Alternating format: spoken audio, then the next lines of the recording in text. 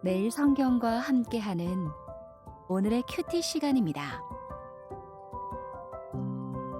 8월 11일 오늘의 말씀은 예레미야 18장 1절에서 12절입니다.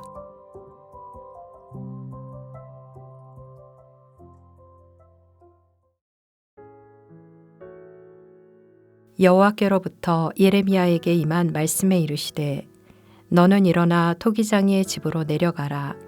내가 거기에서 내 말을 내게 들려주리라 하시기로 내가 토기장이의 집으로 내려가서 본즉 그가 농로로 일을 하는데 진흙으로 만든 그릇이 토기장이의 손에서 터짐에 그가 그곳으로 자기 의견에 좋은 대로 다른 그릇을 만들더라. 그때의 여호와의 말씀이 내게 임하니라. 이르시되 여호와의 말씀이니라.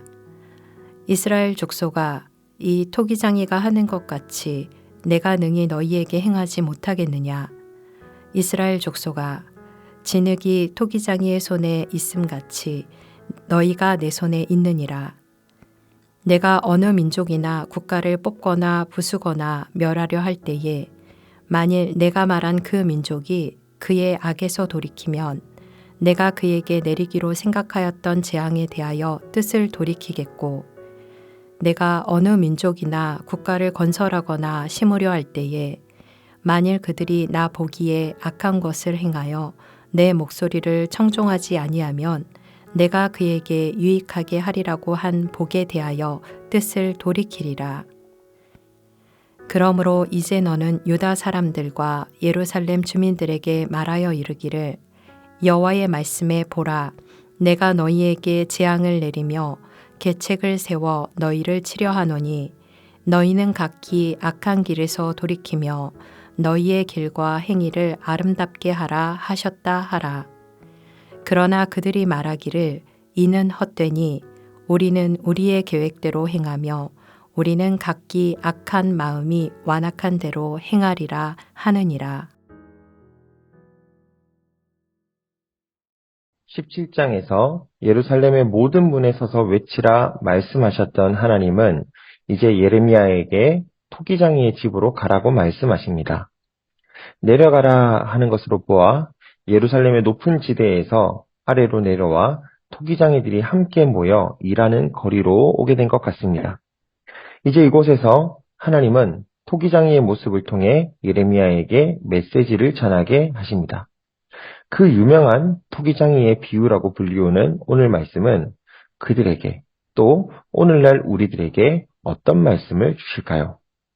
먼저 1절부터 4절까지는 토기장이의 모습을 통한 하나님의 실물 교육의 모습을 보여줍니다. 하나님이 보여주신 것은 토기장이가 토기를 만드는 것이었습니다.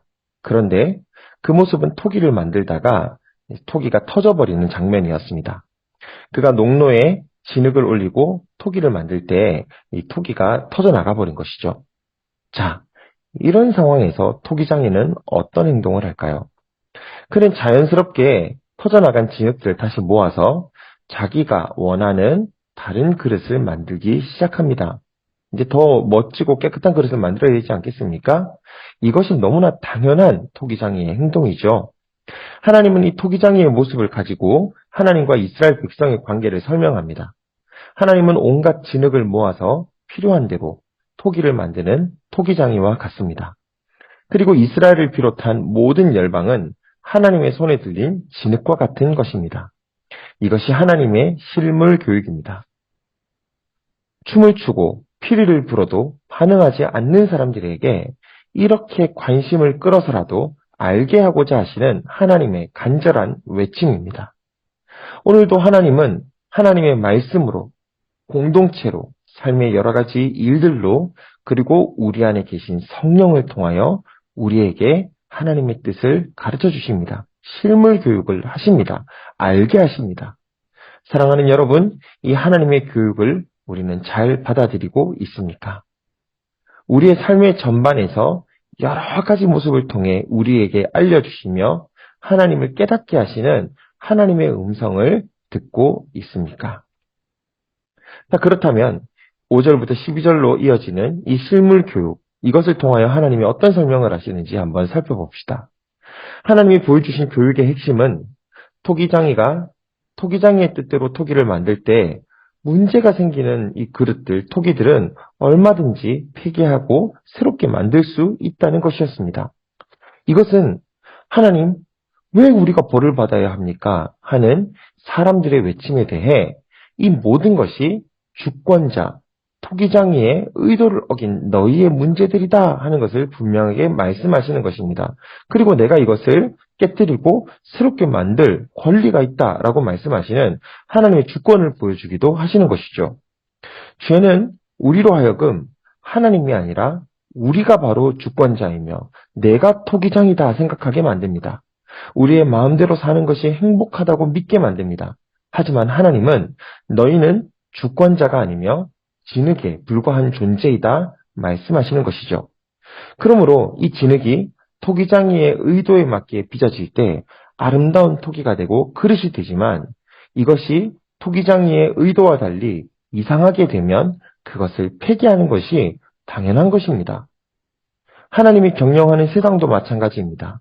그분의 뜻을 청종하고 따르면 세상은 하나님의 뜻대로 유익하게 될 것입니다. 아름다운 그릇과 같이 될 것입니다. 그러나 그것을 거부할 때, 하나님의 뜻을 거부할 때 이들은 재앙을 당하며 깨어짐을 당하게 될 것입니다.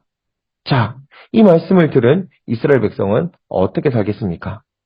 안타깝게도 이스라엘은 자신의 계획대로 각기 악한 마음이 완악한 대로 행하기로 결정합니다.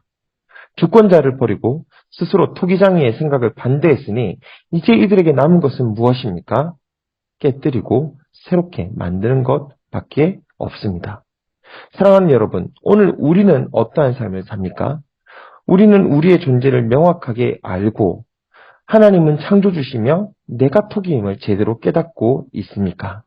나의 작음을 알고 그분의 크심을 우리는 깨닫고 있습니까? 내가 원하는 행복이 행복이 아니라 하나님께서 만들어주신 행복이 행복임을 믿고 있습니까? 우리의 모든 삶이 그분의 손에 달려있음을 믿습니까? 그리고 그 뜻에 순종하며 살아갑니까? 찬양의 가사처럼 주는 토기장이 나는 진흙, 날 빚으소서 기도합니다. 주님 앞에 고백하며 살아가십니까?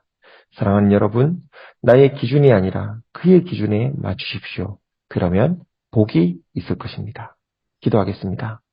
하나님 아버지 감사합니다. 우리에게 말씀으로 교육하시고 또 삶의 모든 순간을 들어 실물 교육으로 우리를 깨닫게 하시니 감사합니다. 오늘도 우리에게 말씀하시는 주님 말씀으로 또 모든 삶의 순간으로 하나님의 뜻을 분별하며 주님의 교육을 잘 기억하며 살아갈 수 있는 지혜를 주옵소서. 특별히 주님은 토기장이요 우리는 진흙임을 고백합니다. 우리가 토기장이 손에 달려있는 흙임을 기억하고 창조주의 손에 달려있는 창조물임을 기억하며 주의 뜻에 맞추어 아름다운 작품과 같은 인생이 되도록 우리의 삶을 인도하여 주시옵소서. 예수님의 이름으로 기도하옵나이다. 아멘.